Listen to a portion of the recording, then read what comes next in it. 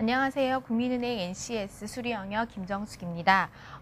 저와 실전 모의고사 1회, 2회를 통해서 수리영역에서 기본적으로 알아야 할 것과 그 다음에 시간을 단축하기 위한 방법 몇 가지를 알아보겠는데요. 먼저 실전 모의고사 1회에서 6번 문제를 보겠습니다. 6번 문제 보시면은 KB국민은행 임원 3명이 각기 서울역에서 대구, 광주, 강릉에 출장을 가기로 하고 서울역에서 만나기로 했다. 대구행 열차는 15분, 광주행 열차는 10분, 강릉행 열차는 18분 간격으로 출발한다고 하면 오전 6시에 세 열차가 동시에 출발했다면 그 다음 동시에 출발하는 시각이 언제인지 고르시오라는 문제인데요. 6번 문제 같은 경우에는 수에 관한 지금 기본 문제거든요. 수에 관한 기본 문제인데 우리 학창 시절에 배웠던 거를 생각하시면 되는데 6번 문제 같은 경우에는 새 열차가 6시에 출발을 했을 때 그 다음에 동시에 출발하는 시각이 언제인지 고르시오라는 문제예요. 그래서 이런 문제가 나왔을 때는 지금 최소 공배수를 구해라. 최소 공배수를 찾으라는 문제인데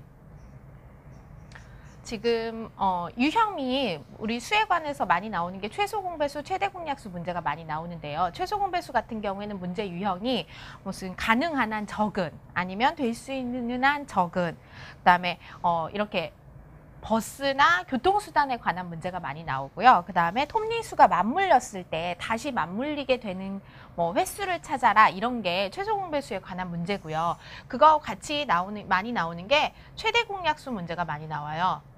최대 공약수 같은 경우에는 가능한 한 큰, 가능한 한 많은 이런 식으로 해서 최대 공약수 찾는 문제가 같이 또 생각을 하시면 되는데 최소 공배수라고 한다고 하면은 보통 지금 대구행이 15분이고 광주행이 10분, 그 다음에 강릉행이 18분이기 때문에 이것들의 배수를 찾아서 제일 가장 먼저 만나게 되는 공배수 중에서 제일 작은 거를 찾으시면 되는데 공식이 이렇게 푸는 방법이 기억이 나실 거예요.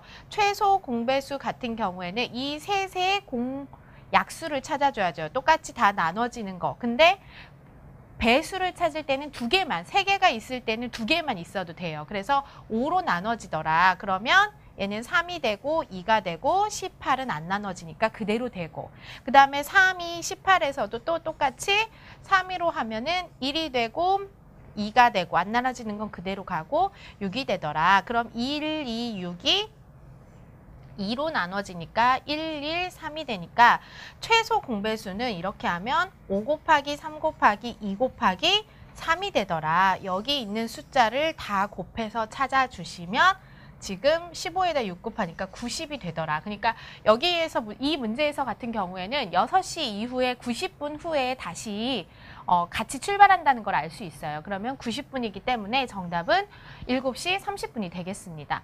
또 이렇게 되지 않고 최대 공약수 문제가 나온다고 하면 최대 공약수는 공통으로 다 나눠지는 걸 생각해야 되기 때문에 이 문제처럼 2가지만 나눠지는 것으로 찾으면 안 되고 3개가 다 나눠지는 것을 생각해야 된다는 거. 그것도 같이 한번 기억해 보시기 바랍니다. 자, 다음 문제는 10번 문제 보시겠습니다. 10번 문제 보시면 죄송합니다. 10번 문제 보시면 지금 문제의 오류가 약간 있는데요. 여기에서 KB국민은행은 총 3차의 채용 전형을 거쳐 최종 합격자를 선정한다. 올 상반기 지원자 수는 10,000명이었고 전형별 응시율 및 합격률이 다음과 같다고 할 때 이에 대한 해석으로 옳은 것은 그렇게 돼 있어요. 지금 근데 문제가 약간 다른 게 여기가 옳지 않은 것을 찾으시면 되겠습니다. 옳지 않은 것을 고르시오. 이것만 바꿔주시면 맞겠는데요. 자, 1차 시험의 응시율과 지원자 대비 응시생의 수를 말하며 2차 시험의 응시율은 바로 전 단계의 합격자 수 대비 해당 단계의 응시율을 말한다. 이렇게 돼 있어요. 그러면 우리가 찾을 수 있는 게 응시율이 1차에서는 90%, 80%, 100%라고 했어요. 근데 1차 같은 경우에는 지원자 대비라고 했기 때문에 10,000명을 대비해서 90%가 되니까 여기는 9,000명이라는 걸 쉽게 찾을 수가 있죠. 그리고 합격률은 9,000명에 대해서 40%니까 3,000 3,600명이 되겠더라. 여기가 되겠고, 그 다음에 이제 2차 응시율이, 이 2차 응시율은 바로 전 단계의 합격자 수 대비라고 문제에 나와 있기 때문에 합격을 1차를 합격했던 사람이 3,600명인데 그거에 대한 80%를 찾아라. 그러면 우리가 3,600명에 대한 80%니까 여기다 8을 곱하면 되겠죠. 그렇게 하니까 2880이 나온다. 또 이것에 대해서 합격률이 50%라고 하니까 그것의 반절 1,440명이 됩니다. 그렇게 하는데 3차도 마찬가지로 전 단계에 합격자가 모두 응시를 한 건데 100%가 되니까 여기는 1,440명이 되겠죠. 그렇게 하고 거기에 대해서 5%를 찾으니까 지금 10%라고 하면 144명이 되니까 5%는 72명이라는 것을 알 수 있습니다. 자, 보기를 보실게요. 1번 문제 보시면 1번 보기 보시면 지원자 대비 최종 합격률의 비율은 1% 미만이다. 지금 지원자가 10,000명이라고 했는데 10,000명에 대해서 1%라고 하면은 100명이에요. 근데 최종으로 합격한 사람을 보면 72명이기 때문에 1% 미만이다. 맞는 말이 되겠습니다.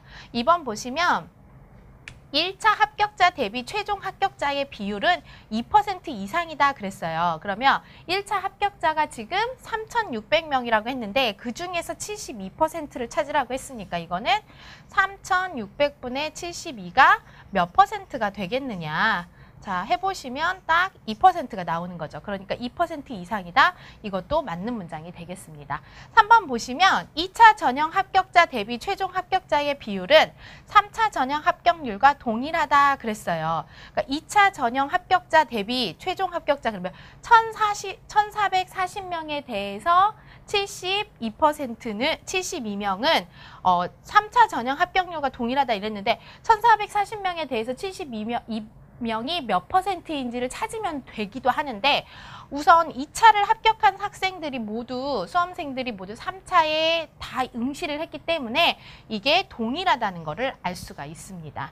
이거는 해보지 않고 여기에서 100%가 다 응시를 했기 때문에 거기에서 5%가 합격을 했다고 하면 그대로 똑같다는 것을 알 수가 있죠. 그 다음에 4번 보시겠습니다. 합격률은 현재와 동일한 상태에서 전형별 응시율이 모두 100%가 된다면 이렇게 돼 있어요. 그러면 모두 100%가 된다고 하면은 문제가 약간 달라지는데요. 응시율이 모두 100%가 되기 때문에 1차에 응시하는 수험생은 10,000명이 되겠고요. 그러면 합격률이 40%니까 당연히 여기는 4,000명이 되겠죠. 그리고 그 합격자들이 모두 다 응시를 하기 때문에 여기도 4,000명이 되겠고요. 그 4,000명 중에서 또 50%니까 2,000명이 되겠고 2,000명이 그대로 응시를 해서 5%니까는 100명이 지금 합격을 한다는 거겠죠. 그렇게 했을 때 합격자의 수는 지금보다 30명 이상 많다 이렇게 돼 있는데요. 아까 전에 게 72명이었는데 지금 100명이 됐으니까 계산을 해보면 28명이 되니까 30명 이상 많다 그랬으니까 이거는 옳지 않은 문장이 돼서 정답은 4번이 되겠습니다. 자, 5번은 응시율은 현재와 동일한 상태에서 전형별 합격률이 모두 10%가 된다면 합격자 수는 지금 수의 10% 수준으로 감소한다 이렇게 돼 있어요. 그럼 또 다시 바꿔서 확인을 해보시면 응시율이 이번에는 그대로고요. 합격률을 봤을 때 최종 합격자 수가 몇 명이냐 지금 이 말인데요. 여기서는 9,000명이었고 그 다음에 합격률이 모두 10%가 되니까 900명이 되겠고 그러면 여기는 720명이 되겠고 360명이 되고 그 중에 100%로 잘못 계산했네요. 여기가 10%로 바뀌었다고 했으니까 720명 중에 10%는 72명이고 그러면 72명이 그대로 응시를 한 다음에 거기에 또 10%니까 7.2명 정도가 되니까 7명 정도가 되겠죠. 그래서 지금 수준의 10% 수준으로 감소한다 그랬으니까 아까 72명이었는데 7.2명 정도가 되는 거니까 10% 수준이 맞는 말이 되겠죠. 그래서 10번 문제는 이거 옳은 것을 고르시오를 옳지 않은 것으로 골라서 보기대로 해보시면은 4번이 나온다는 것을 알 수 있습니다. 숫자가 이렇게 딱딱 떨어져가지고 계산하기가 쉬운데요. 보통 비율을 구했을 때 수를 구하는 거는 10%가 얼마인지 이렇게 구한 다음에 이렇게 곱해주는 게 더 빠를 수 있겠습니다. 다음은 13번 문항 보겠습니다.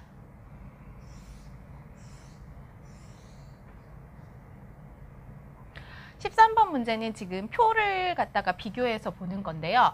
다음 자료들은 가계 금융자산에 관한 국가별 비교 자료이다. 이에 대한 분석으로 옳지 않은 것 이렇게 돼 있어요. 그래서 국가가 A, B, C, D가 있고 자, 첫 번째 표는 가계 금융자산 비율이고요. 두 번째 표는 각국의 가계 금융자산 구성비를 나타낸 것입니다.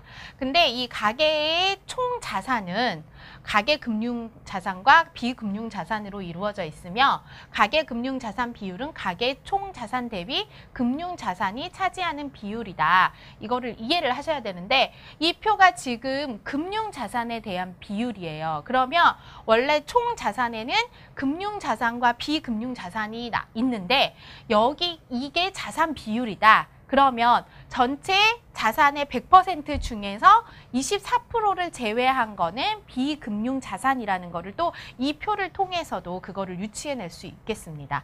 자, 그리고 구성비에서는 예금, 보험, 채권, 주식, 투자, 신탁, 기타가 있다.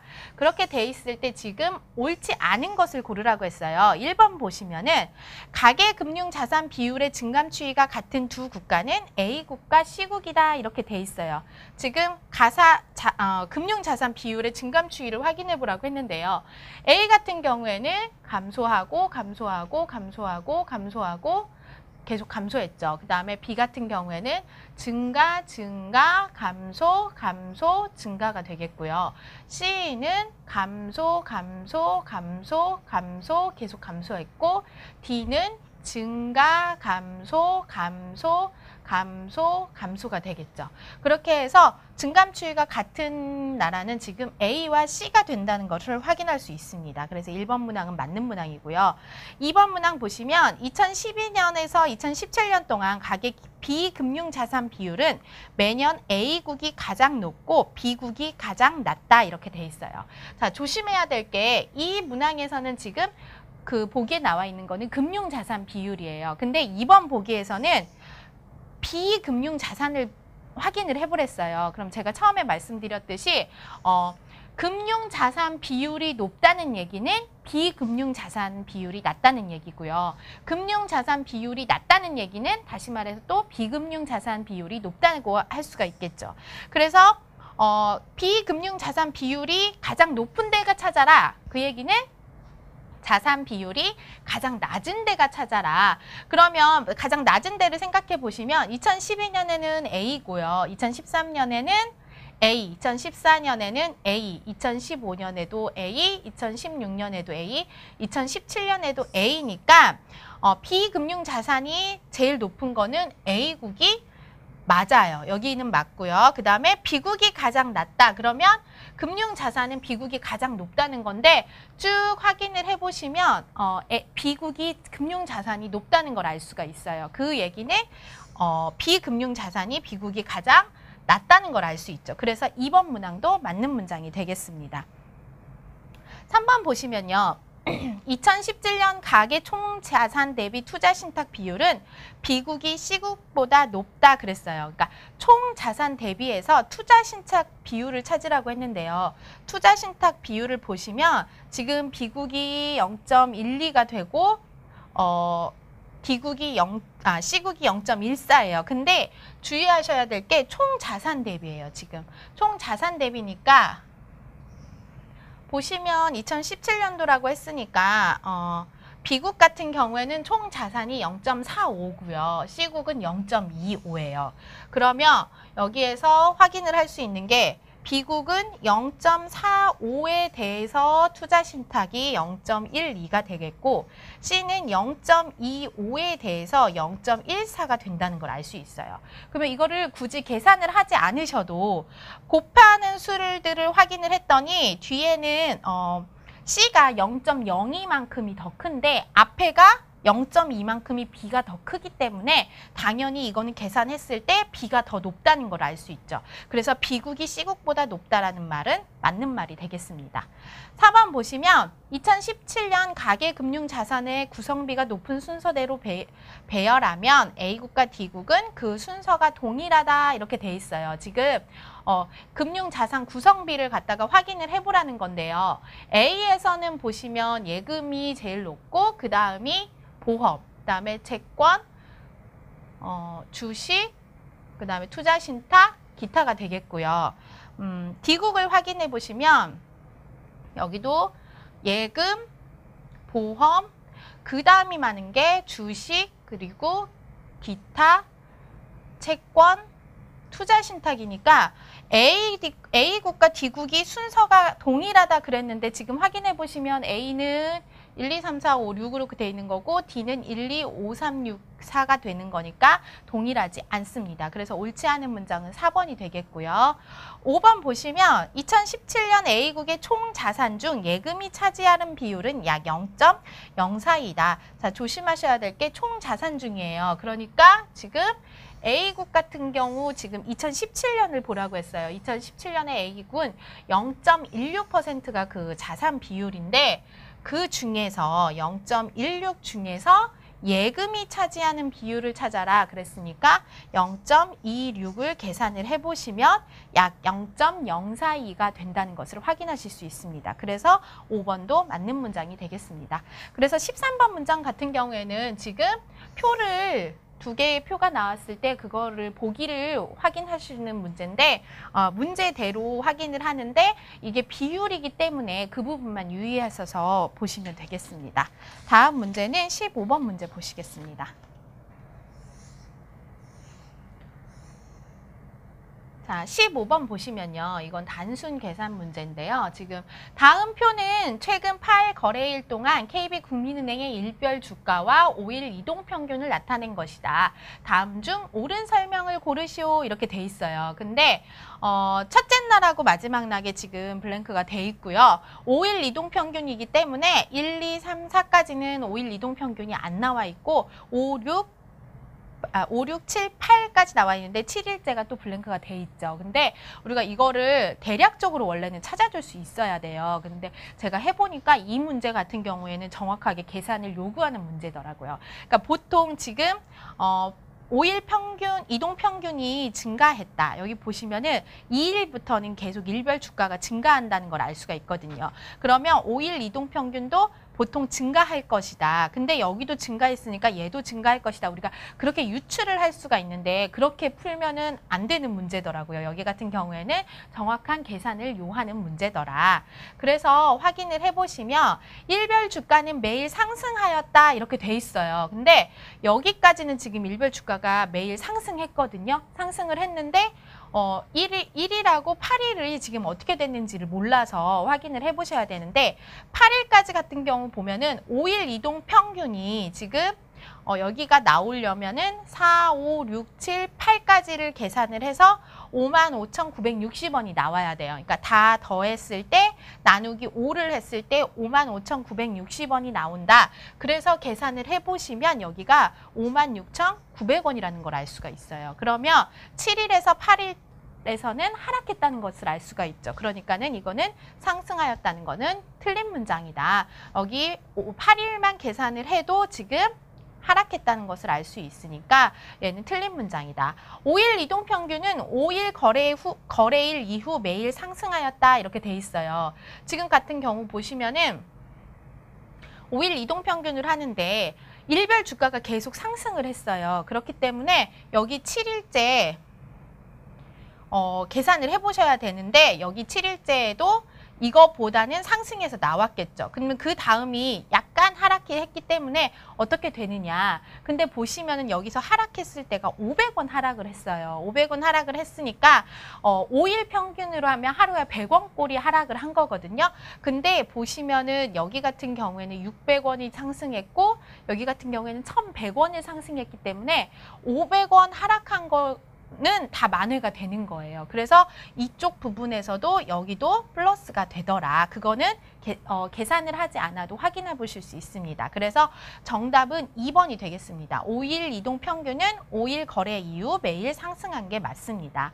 일별 주가 상승률이 가장 큰 거래일은 7 거래일이다 이렇게 돼 있어요. 그러니까 일별 주가가 가장 많이 상승한 거를 찾아라. 근데 여기 같은 경우에는 지금 700원 정도가 지금 상승을 했고요. 아까 제가 봤을 때 4일이었나?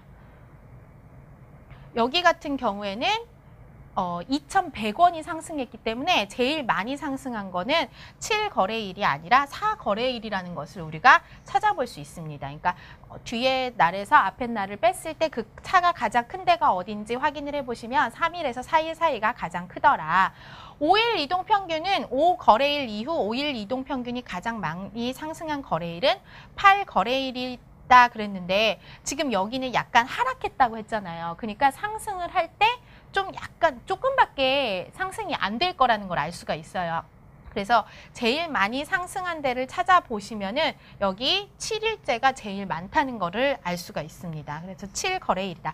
그러니까 이거는 찾지 않으셔도 8거래일에서 상승한 비율은 당연히 앞에 상승한 비율들보다는 작다는 것을 예상할 수 있기 때문에 얘는 틀린 문장이라는 것을 알 수가 있습니다.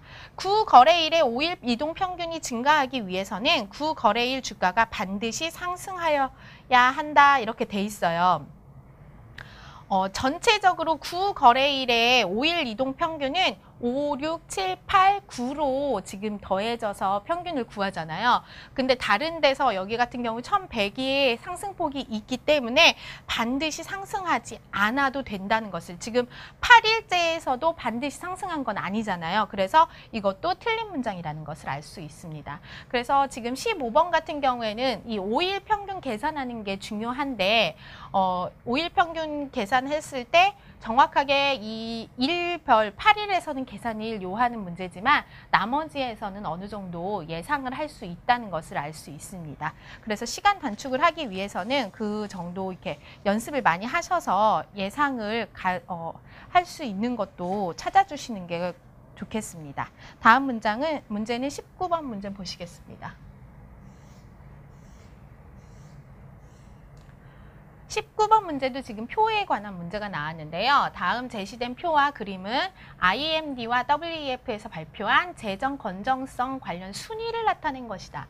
자, 다른 문제에서 보시면은 비율이나 무슨 숫자나 이런 게 나타나는데 여기에서는 순위만 나타낸 것이에요. 그래서 순위만 나온 거 문제는 문제를 잘 읽어보시면 보기 문제가 무슨 비율이나 수를 또 찾으라고 하는 문제가 있을 수 있거든요. 근데 순위만 나타낸 것 가지고는 그런 거를 정확하게 찾을 수는 없다는 거를 기억을 하시고 문제를 풀면은 조금 이렇게 함정에 빠지지 이렇게 시간 허비를 하지 않을 수 있을 겁니다. 그래서 보시면 한국의 재정 건전성 순위 해가지고 이렇게 순위가 쭉 나와 있는데요. 우리가 이렇게 또 조심하셔야 될 게 순위라는 거는 낮을수록 높다는 것을 기억을 하셔야 되고요. 숫자가 클수록 낮다는 것을 또 기억을 하셔야 돼요. 그래서 우리가 보통 숫자가 많으면 뭐 높은 거다 이렇게 생각을 많이 하는데 순위나 그다음에 뭐 속도 같은 경우에도 숫자가 낮을수록 빠르다는 거거든요. 그런 거를 조심하시고 문제를 보시면 되겠습니다. 순위는 전체적으로 나와 있는데 숫자가 낮을수록 높은 것이다. 순위가 올라간 것이다. 숫자가 커졌다는 거는 순위가 낮아졌다는 것을 기억을 하시면 되겠습니다. 그리고 그 두 번째 그림에서는 2014년에 WEF 기준 주요 국가 재정 건전성 순위다. 여기에 나와 있는 것도 순위이기 때문에 숫자가 클수록 낮은 거고 숫자가 작을수록 높은 거라는 걸 알 수가 있습니다. 그렇게 돼 있을 때 지금 해석으로 옳은 것을 고르라고 했어요. 1번 보시면 2014년 우리나라의 정부 부채 규모는 독일의 절반 이하이다. 이렇게 돼 있어요. 지금 2014년에 국가 재정 건전성 순위가 나와 있는데요. 정부 부채 규모라고 했으니까 진한 핑크색이 되는 거예요. 근데 독일은 118이고 우리나라는 55예요. 그러면 우리가 딱 이걸 보고 118의 반절이면은 50 그 정도 되니까 그 이하일 것이다 이렇게 생각을 할 수가 있어요. 하지만 이거는 재정 건전성 순이기 때문에 정부 부채 규모는 알 수가 없는 거죠. 그렇기 때문에 1번은 옳지 않다는 것을 알 수가 있습니다. 자, 2번 보시면 2012년과 2014년 우리나라의 정부 부채 규모는 동일하게 나타난다 이렇게 돼 있어요. 지금 2012년하고 2014년을 확인해 보시면 되는데요. 정부 부채 규모를 물어봤어요. 지금 여기 표에서는 정부 부채 순위가 나와 있는데 여기에서는 정부 부채 규모를 물어봤어요. 그러면 2012년하고 2014년을 보시면 정부 부채 순위가 여기는 55위고 여기도 55위예요. 그러면 우리가 이걸 딱 보고 아, 규모가 똑같겠구나 이렇게 생각할 수 있는데 이거는 그냥 순위를 나타낸 것이기 때문에 우리가 그 규모는 알 수가 없다는 것을 기억을 하셔야겠습니다. 그러니까 규모라는 거는 그 순위를 매길 때 다 기준이 해마다 달라질 수 있기 때문에 우리가 순위가 55위로 똑같다고 해서 규모가 동일한 것은 아니다. 3번 보시면 2014년 주요 국가의 정부 재정 수지 순위는 정부 부채 순위보다 높게 나타난다 이렇게 돼 있어요. 3번 보시면은 정부 재정 순위는 연한 핑크색이고요. 그 다음에 정부 부채 순위는 진한 핑크색인데 보시면 정부 재정 수지가 전부 다 부채보다 지금 낮다는 걸 알 수가 있어요. 그러면 우리가 이걸 또 착각하기 쉬운 게 낮은 건데 왜 높게 나타났다고 했지? 이것도 틀린 문장이야 이렇게 생각할 수 있는데 그게 아니라 이거는 순위이기 때문에 낮을수록 높다고 했다는 걸 기억을 하셔야 돼서 전부 다 보면은 정부 재정 수지가 더 낮다는 거는 순위가 더 높게 나타났다. 옳은 문장이다. 그래서 정답은 3번이 되겠습니다. 그걸 기억해 주셔야 되고요. 4번 보시면 IMD 공공재정 순위는 2014년에 크게 하락한 이후 20위 안으로 들어오지 못하고 있다. 이렇게 돼 있어요. IMD 공공재정 순위를 확인해 볼게요. IMD 공공재정 순위를 보시면 계속 떨어져서 2016년까지는 20위, 계속 크게 하락을 했어요. 그러니까 숫자가 커졌다는 거는 하락한 건데 크게 하락을 했는데 2016년에 보면은 다시 20위권 안으로 들어왔다는 것을 알 수 있습니다. 그래서 여기 20위 안으로 들어오지 못하고 있다 했는데 그게 아니라 2016년에 20위가 됐고 2017년에는 19위가 됐으니까 20위권 안으로 다시 들어왔다. 옳지 않은 문장이다라는 걸 알 수 있고요. 2012년에서 2016년 기간 중에서 우리나라의 WF 정부 재정 수지 순위와 정부 부채 순위의 중간 방향은 항상 반대로 나타난다 이렇게 되어 있어요. 정부 재정 순위하고 정부 부채 순위를 보라는 건데요. 지금 확인을 해보시면 여기 같은 경우에는 숫자가 커졌으니까 낮아진 거고 높아진 거고 낮아진 거고 높아졌다는 것을 알 수가 있고요. 부채 순위 같은 경우에는 높아지고 낮아지고 높아지고 낮아졌다는 것을 알 수가 있죠. 그래가지고 지금 항상 반대로 나타났다 이렇게 돼 있는데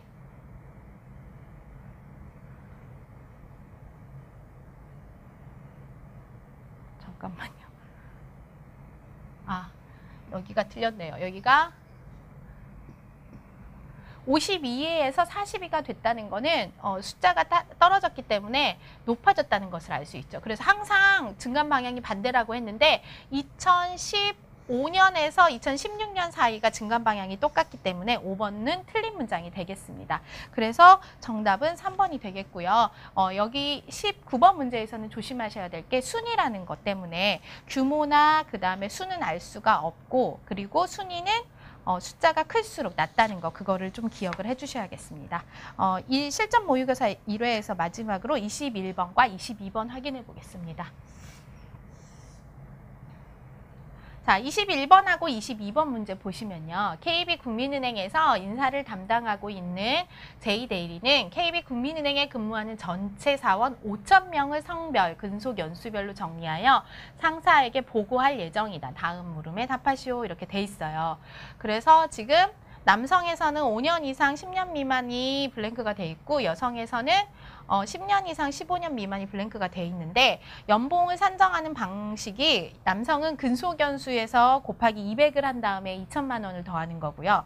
여성은 근속연수에 400만 원을 곱한 다음에 1,000만 원을 더하는 걸로 하면 된다. 그랬을 때 기역과 니은에 해당하는 사원수의 합은 자, 기역에 해당하는 니은에 해당하는 사원수를 찾으라고 했어요. 근데 우리가 전체가 5,000명이라는 걸 알 수 있고요. 그리고 이 블랭크들의 합이 전부 다 이 비율의 합이 지금 100%가 돼야 된다는 걸 알 수가 있죠.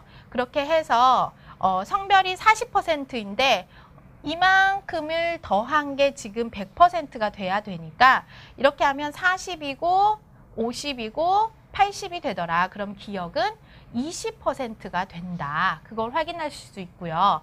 그 다음에 여기서도 이만큼이 100%가 돼야 되는데 80이고 10이니까 90이 돼서 여기는 10%라는 거를 알 수가 있습니다. 그렇게 돼 있을 때 전체 5,000명 중에 남성이 40%라고 했어요. 그러면 5,000명 중에 40%니까 우리가 2,000명이라는 걸 알 수가 있고요. 여성 같은 경우에는 그러면 3,000명이 된다는 걸 또 알 수가 있겠죠. 근데 이 5년 이상 10년 미만인 남성은 2,000명 중에 20%니까 기역은 몇 명이 되고 400명이 되고 니은은 3,000명 중에 10%니까 300명이 된다는 걸 알 수가 있습니다.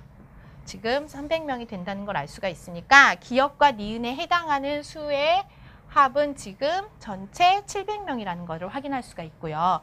기역에 해당하는 사원 전체의 최대 연봉액의 합과 니은에 해당하는 사원 전체의 최대 연봉액의 합의 차이는 그렇게 돼 있어요. 근데 문제에서 지금 최대 연봉액을 찾으라고 했어요. 그러면 우리가 기역 같은 경우에는 5년 이상 10년 미만이라고 했으니까 연봉을 책정할 때 근속연수를 제일 큰 걸로 책정을 하면 좋겠죠. 그래서 5년 이상 10년 미만이니까 제일 큰 수는 그 사이에 9년이에요. 그래서 이 기역에 해당하는 사람은 모두 9년 근속연수고 니은에 해당하는 사람은 10년 이상 15년 미만이니까 최대 연수가 14년이에요. 그래서 근속연수가 14년으로 계산을 하면 된다. 그래서 지금 계산을 해보면 기역 같은 경우에는 근속연수를 9년으로 계산을 하고 200만 원을 곱한 다음에 2천만 원을 또 더하자. 근데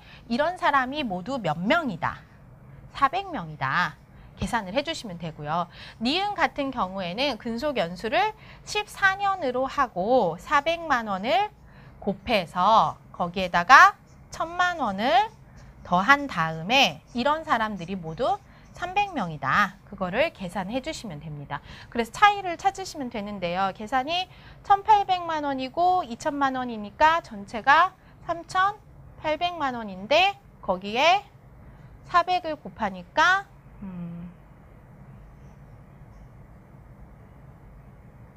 12에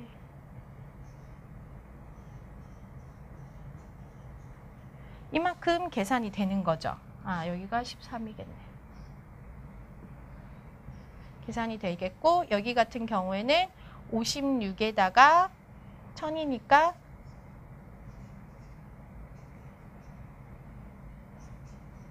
300이 되니까 그래서 이 차이를 찾으면은 지금 우리가 46억 원이 된다는 것을 알 수가 있습니다. 여기가 계산이 자꾸 틀리는데 152가 돼서 46억 원. 그거의 차이가 된다는 것을 알 수가 있습니다. 그래서 마지막 문제에서는 지금 표에서 주어진 대로 찾아내는 문제인데 그때 이 최대 근속연수를 찾아라. 최대 금액이기 때문에 가장 큰 거 10년 미만이기 때문에 10년을 하는 게 아니라 9년이라는 것을 기억하시고 문제를 푸시면 되겠습니다. 지금까지 1회 실전 모의고사 문제 풀어봤는데요. 수리 영역에서는 시간 단축하는 게 중요해가지고요.